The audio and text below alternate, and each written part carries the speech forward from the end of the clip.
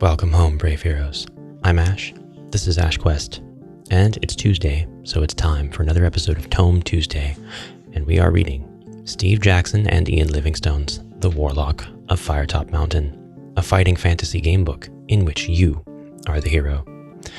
When we last left Sir Pan of Cake, our named hero for this adventure, he was doing very well.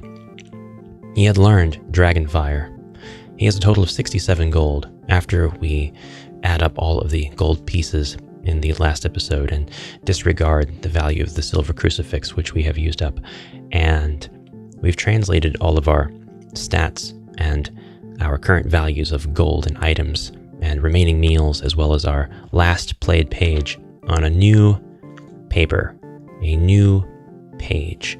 And I'm sure that we'll populate this one just as much as we have the old one. We are continuing our map, which of course we will need. It is continued off the first map that we have done, which is admittedly very simple. It has a lot of room on it, but that's just in case I was to run into any branching paths that would lead me back towards the entrance or anywhere totally different. Sir Pan is absolutely destroying Firetop Mountain, and I believe one day we may even make a return. But for now, let's continue our adventure on 212.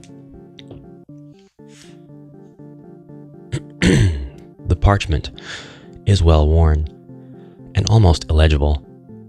It is a map of some sort, headed The Maze of Zagor. You can make a little sense of it, although a room to the north is marked Grr, and another to the east is marked SMPLE.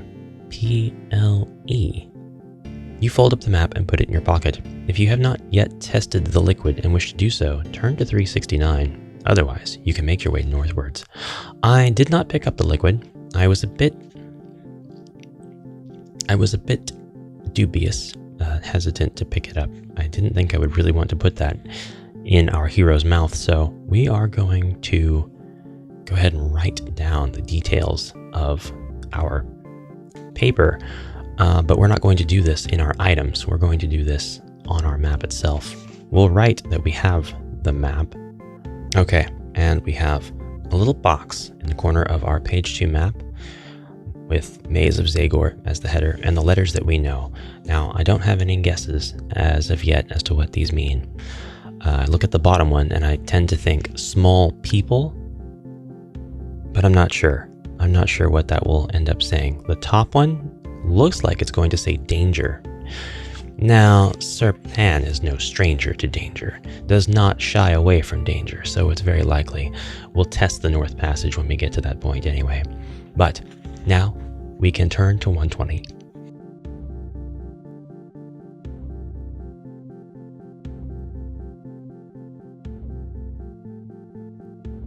Yeah, there it is.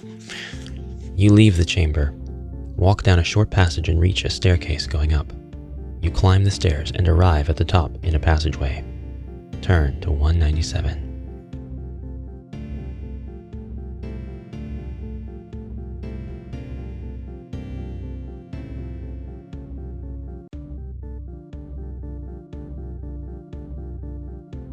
Yeah. 197. At the top of the stairs, the passage turns sharply to the east. As you pause to get your bearings, you hear a creaking in the rock behind you. You spin round in time to see a heavy portcullis drop to seal off the passageway behind you. Your only way now is forward. You may either press on forward or check the walls for secret passages. This was talking about the top of the stairs. And I believe we were here on the map that we have drawn. And we know that we were going east. So sharply to the east, and then a portcullis. And I'll go ahead and mark that it's the portcullis. Ooh, we did not originally turn east when we came out. Okay, so it's not that passageway. It's not that way. Can't go back. We will check the walls for secret passages. Let's turn to 295. Serpan likes to be prepared. He likes to know all of his options. You find no secret passages. However, your explorations attract some sort of creature, and as you listen, you can hear something coming down the corridor towards you. Uh-oh. I should have known. To find out what sort of wandering monster you have come across, turn to 161. You must fight the creature, and if you defeat it, you may press on down the passageway. However, at 161, you will not be told where to progress to, so write down 48 now so you will know where to go after 161. That's clever. I like that very much, actually. I like that very much. Let's go to passage 161. Very meta.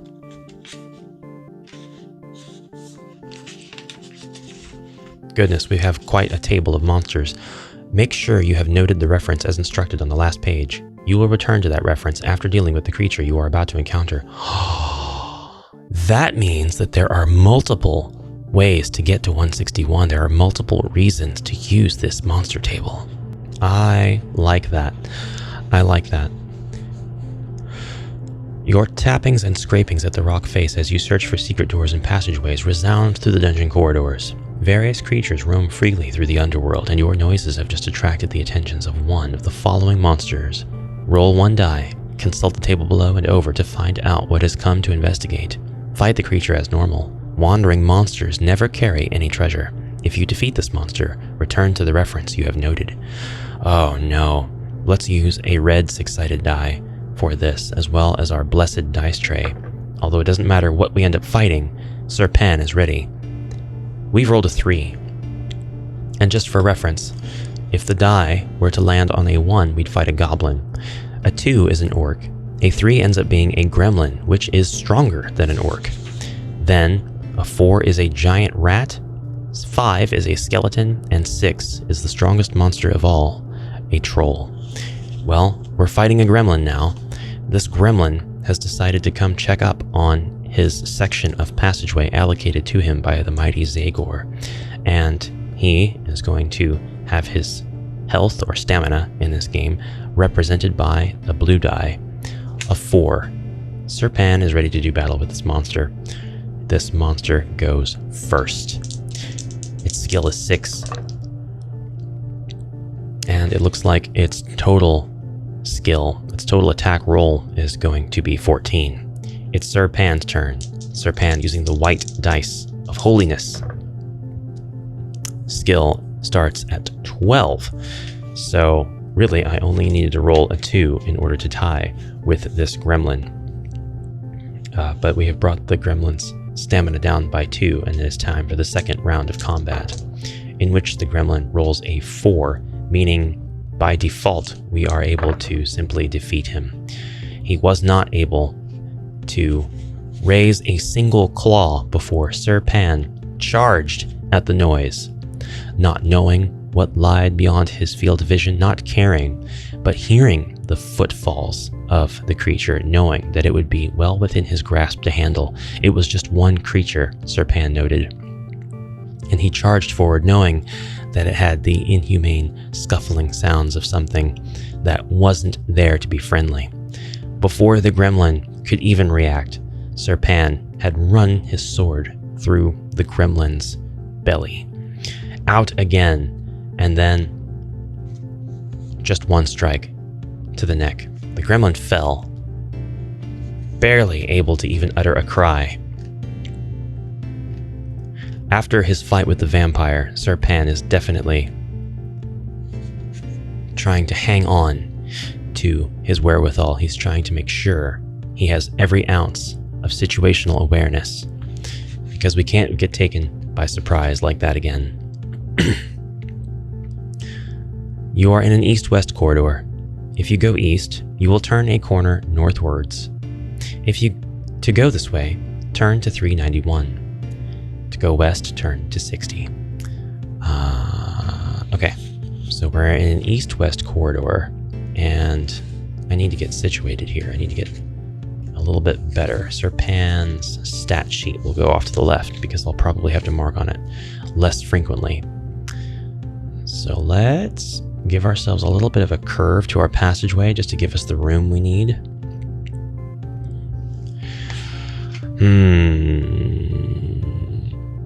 If you go east, you will turn a corner northwards. We know that much, but we have been very adamant on going west and exploring west every chance we get, so we will continue that trend and go west. We will turn to 60. You walk along a corridor, only to find that the way westwards is blocked by a heavy portcullis. You walked back to where you were, turned to 48. Oh, I have mistaken what the book was trying to tell me. I understand now. There was no need to draw all of that. This is the junction. Not really a junction, is it? This is the shape of our path. So back to 60. Back to 48, rather. This sort of result amuses me because it's as if there's no bad consequence. It's just telling you, hey dummy, you went the wrong way. And it's fun that they have those kinds of options in the book, those kinds of choices, and then those results, which are like, we told you. We're going to turn our corner northwards and go to 391. 391. Here we come. You are at the south end of a north-south corridor. Looking northwards, you can see a passage coming off from the east wall. Do you want to go up this passage? Do you want to check for secret passages as you walk northwards? Or do you want to go south following the bend to the west? Well, this goes back to 48, so we're not going to do that. That's foolish. But of course, I'm going to check for secret passages. And I know from experience now, turning to 362, that this may result in a situation where we attract the attention of a wandering monster, but I think the book wants us to be aware of that now. As you try the walls up the passageway, a secret door opens up along the west wall. Yes! Sir Pan's done it. We'll draw out the passage that would go up the east wall, the west wall secret passage, and the north corridor. And now we're going to go to the west. And that's going to be 177. Really interesting. Here, you are standing in a north-south passage. To the north, you can see a passage off to the east. To investigate, turn to 52. To the south, the passage turns westward. You may go to the southern end of the passage by turning to 391. In the west wall in front of you is a secret door. To go through this, turn to 175. No, wait a minute. That's not the right page. Wait a minute. To the north, south. Oh, it is this exact same description as what I saw before, but now we know that there is a secret door. Okay, that was a strange way of doing that, but it kind of makes sense. We are going to go through the secret door, and we're turning to 175, which is actually right above here. It really caught me off guard there for a second. Did it catch you as well? You are standing in a narrow corridor. Behind you is a secret door to the east, which the secret door is here. East is just back in the corridor that we just were in. Ahead of you is a crossroads. To go through the door, turn to 177. To walk to the crossroads, turn to 267. I relish the opportunity to walk to the crossroads. 267 it is.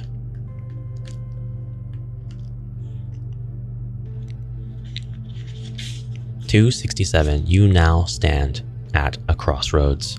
We can go north, south, west, or east, and let me tell you, before I even make this decision, I'm going to draw the narrow corridor And I'm going to place it squarely in the middle of this map so that I don't run out of room by going too close to an edge of the paper. So while this may not realistically be the amount of travel that we have for Sir Pan, he's made it to the crossroads. Now I have plenty of room, north, south, east, and west. Let's go south by turning to 246.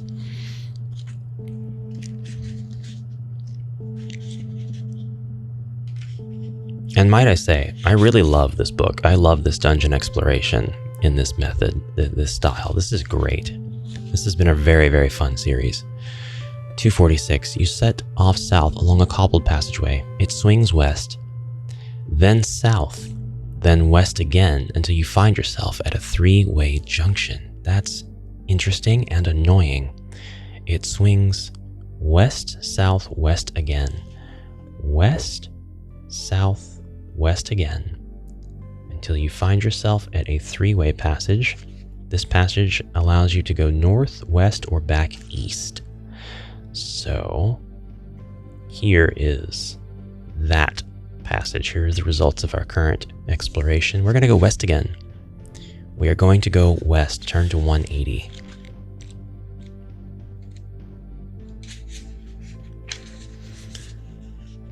Ignoring the illustration on the opposite side of this Chad posing, flexing, the passageway goes west and then south. Finally, you come to a stop at a dead end. You can investigate the dead end by turning to 22, or I can go back to the three-way junction and go east. Or north. So it goes west and then south and then stops in a dead end. We are going to investigate this dead end at the end of this secret passage. We're going to 22. We hope very much that there's nothing terrible going on here. You poke around looking for signs of secret doors, but can find none. You pause to ponder your situation, and a small jet of gas hisses from the ceiling. Uh-oh. Uh-oh, you cough and choke to clear your lungs, but you collapse to your knees. Your head spins, and you flop to the floor in an unconscious heap. When you come to, you look around in an unfamiliar place. Turn to 4. This is the second time that this has happened. We're going to draw an arrow next to this, and we're going to write gas trap. To 4 we go. You find yourself in a north-south corridor. To the north, the passage turns east some meters ahead. To the south, the passageway also turns east. My map making! It has become... No, it's become pointless. I need to start a third map. Alright. So, I'm in a north-south corridor. To the north, the passage turns east. To the south, the passage also turns east. We didn't wake up dead, which is not really an oxymoron. We didn't wake up undead either. So that's good. That's good. We didn't wake up in a room full of undead like we did last time. And that's also good. We gotta go south. 332. 332 to go south.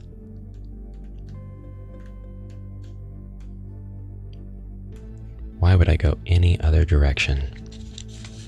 You find yourself at a door blocking the east end of a east-west passage. To go through the door, turn to 329. Looking westwards, the passage turns to the north. That's going back the way we came, so we're going to go to 329. But I want to make sure that I note that we have a door here and that we're going through it. East-west passage. As soon as I find out how this relates to this map, I'll translate the graphic onto the map that we're drawing like I would in real life. But we are going to 329, like I said. Hope for the best. You set off and find yourself in the middle of a north-south passageway. There is a door. Huh? There's a door in the western wall of the passage. North-south passageway. There's a door in the western wall of the passage.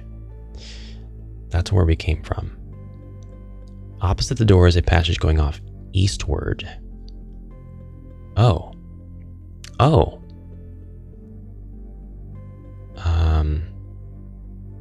Door in the western wall. Okay. Okay, so that there's a passage going north and south.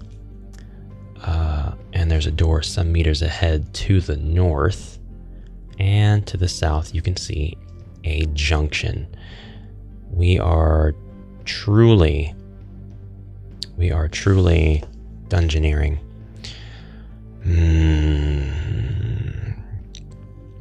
Let's go southwards by turning to 238.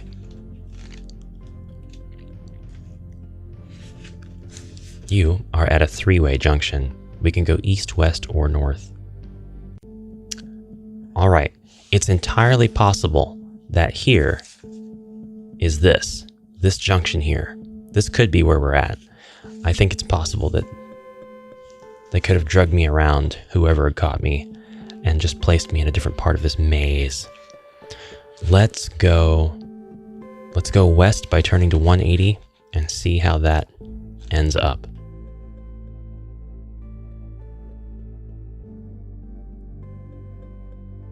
The passageway goes west and then south.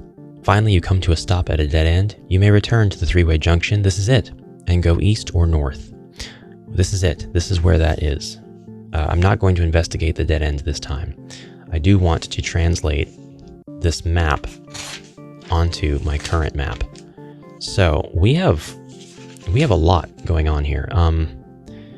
This is a north-south junction, and actually it may not even be that far. The original path might connect to that east passageway, so just in case it does, I'll align it with that. Then this west passageway, then a door to the north, and then there was this. We'll see how that goes. We're going to return to this junction. We're going to head north now that we know exactly where we are. I like that very much. Returning back to 329. Serpan is lost in this maze. Well, no. Serpan's not lost. Serpan is exploring the maze. We know where we are exactly now. This maze is lost in Serpan. Yes. Now, this time we're going to go eastwards by turning to 299, hoping that will get me to another junction so that I can connect those maps. The passageway runs east for several meters and then runs north. Oh, I was wrong. You walk a long way northwards. You may check for secret passages along the way, or simply proceed northwards. You walk a long way northwards. Yeah, I was very wrong about those meeting up. You walk a long way northwards. Let us search for secret passages along the way. We'll turn to 260.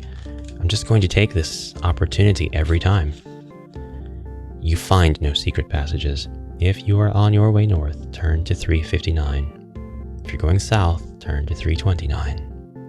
Well, let's turn to 359 because we are on our way north.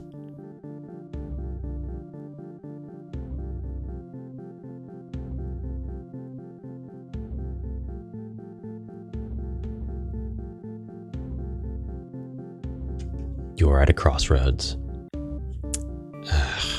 Another crossroads. All right.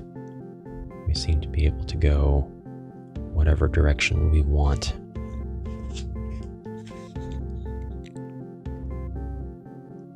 So let's go west again. 385. I'll figure this out.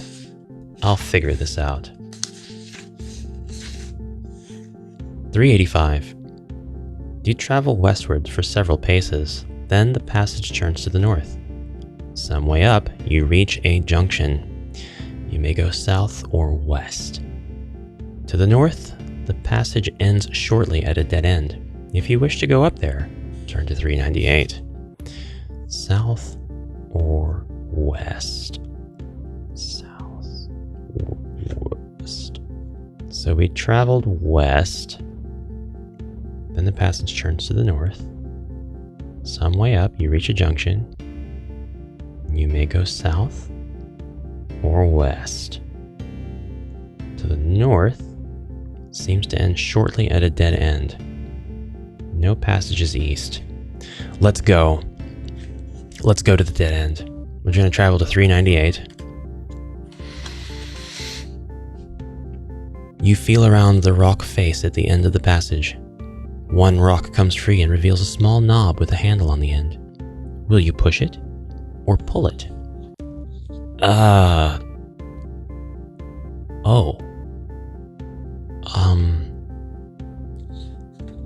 That's a question that wasn't on my bingo card. I think this is where we will take pause, reflect on what we've done, and make our decision in the next episode of Tome Tuesday. Those of you following along the adventure, thank you very much for your support of this series on the channel. It's the first video of the new year, and I hope to continue it all through the new year. So here's to another 51 more episodes of Tome Tuesday this year on AshQuest. Until next time, brave heroes, comment anything you like down below, and I'll see you again. Bye for now.